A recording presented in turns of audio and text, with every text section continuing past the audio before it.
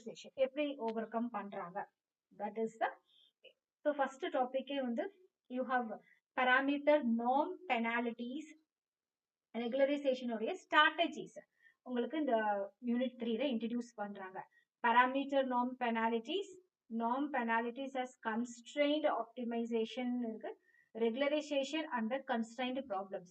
இது ஃபர்ஸ்ட் பாக்குறப்ப உங்களுக்கு மேபி இந்த டேர்ம்ஸ் எல்லாம் டிஃபிகல்ட்டா இருக்கிற மாதிரி இருக்கும், பட் ஒண்ணுமில்லை, இட்ஸ் வெரி ஈஸி தான்.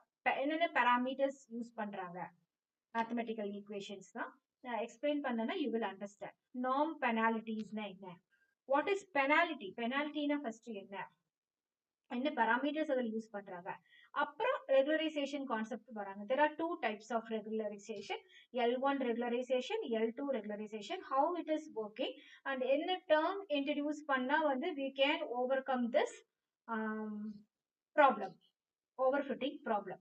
overfitting ஏன் வருது, எரர் டெஸ்ட் எரர் வந்து அதிகமா இருக்கிறதுனால. ஸோ என்ன பண்ணலாம், so in this particular point நான் ஃபர்ஸ்ட் கிளாஸ்ல வந்து உங்களுக்கு சொல்லியிருப்பேன். நான் இந்த இடத்துல வந்து we can introduce external bias நம்ம இன்ட்ரடியூஸ் பண்றோம். ஸோ எந்த இடத்துல எரர் இருக்கும், minimise those errors and calculate the another cost function. அப்போ வந்து என்ன, change the equation and write it. அப்படிதானே நம்ம பண்ண முடியும். because all our numerical and mathematical நம்மளுடைய நியூரல் நெட் அகெயின் ஒரு கான்செப்ட் நான் பேசுறப்பையும் remember neural network architecture. But புதுசா ஜாயின் பண்ணிருக்கீங்க இன்னைக்கு தான் செஷன் அப்படின்னா தெரியாதவங்க என்ன பண்ணலாம்னா neural network architecture, ANN, artificial neural network architecture ஒரு முறை பாருங்க. இனிமேட்டு வர கிளாஸஸ்ல பார்த்துட்டு வாங்க. ஏன்னா எல்லா கான்செப்டுமே அதை பேஸ் பண்ணியே தான் வரும். அப்போ அதுக்கு இன்புட் வச்சிருக்கு. உங்களுக்கு ஃபர்ஸ்ட் கிளாஸ்ல காமிச்ச ஃபர்ஸ்ட் கிளாஸ்லயும் செகண்ட் கிளாஸ்லயும் there will be the nodes, input nodes இருக்கும். சென்ட்ரல்ல வந்து hidden nodes, output nodes. So there will be n number of input nodes and input each input வந்து அசோசியேட்டட் வித் வெயிட் ஃபங்க்ஷன் சொன்னேன். W weight function assign பண்ணுவோம். அதுக்கப்புறம் activation function. So ஒரு இன்புட்டும் x1 into w1 plus x2 into w2.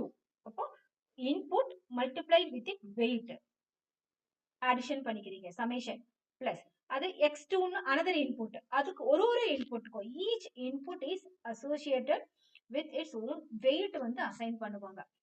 Wait values assign பண்ணுவாங்க. Okay, so அதே மாதிரி x3 ஓட value into w3 till it goes xn into wn வரைக்கும். இதுதான் வந்து ஒரு நியூரல் நெட்வொர்க் உடைய ஃபார்முலா. இது கரெக்டா ஒர்க் ஆகுதா, எப்படி நம்ம காஸ்ட் ஃபங்க்ஷன் அப்படின்ற மாதிரி கரெக்டா ஒர்க் ஆகுதா இல்லையா அப்படி ஒரு நோடும் கரெக்டா ஒர்க் ஆகுதான்னு கண்டுபிடிக்கிறதுக்கு நமக்கு ஆக்டிவேஷன் ஃபங்க்ஷன் அப்படின்னு சொல்லி ஒன்று இருக்கு. ஓகே, ஒரு செல் அண்ட் நோடு ஒர்க் ஆகுதா, நடுவில் ஹிடன் லேயர்ஸ்ல இருக்கிற ஆப்ரேஷன்ஸ் ஃபங்க்ஷன்ஸ் நம்மளால we cannot see, that is a computation. அப்போ ஆக்டிவேஷன் ஃபங்க்ஷன் கால்குலேட் பண்றோம். அண்ட் 1 அப்படின்ற ஆக்டிவா இருக்கு, 0 வந்து வேல்யூனா activation function, the cell or node is not active. இது வந்து பேசிக் ஆர்கிடெக்சர் ஆஃப் ஏஎன்என். இது கிளான்ஸ் பார்த்துட்டு வாங்க. ஸோ இது இப்போ நான் சொன்ன எல்லா ஸ்டோரியுமே இதுல இருக்கு. இப்போ நீ இதை படிச்சீங்கன்னா உங்களுக்கு புரியாது, அதனாலதான் நான் இது எம்எல்லோட ரிலேட் பண்ணி சொன்னேன். So this is a method to prevent overfitting or help the optimization. Overfitting prevent பண்ணி and you are improving the optimization and improve the optimized output வந்து increase பண்ணி accuracy வந்து increase பண்ணி கொடுக்குறீங்க. எரர் இருந்துச்சுன்னா ஆட்டோமேட்டிக்கா உங்களுக்கு தெரியும் accuracy நமக்கு கிடைக்காது, கம்மியா தான் வரும். ஸோ prevent overfitting prevent பண்ணி improve the accuracy so that you are doing the function optimized output நமக்கு கிடைக்குது. ஸோ அதுதான் இதுல this இது வாட் இஸ் ரெகுலரைசேஷன் உங்களுக்கு சொல்லிட்டேன். Small training error, large test error. So என்னென்ன டைப் பார்க்குறோம், ஓவர்வியூ ஆஃப் திஸ் நார்ம் பெனால்டிஸ்னா என்ன, L1 regularization and L2 regularization அப்படின்னு என்னன்றது மட்டும் இன்னைக்கு I will teach you the different types of regularization. Okay, so again regularization is been used many places. Okay, in deep learning it has been used.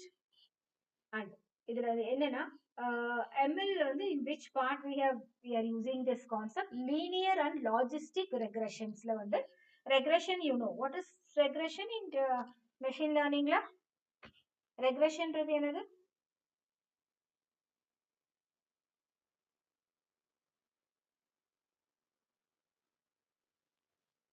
Regression யாருக்கா ஞாபகம் இருக்குதா?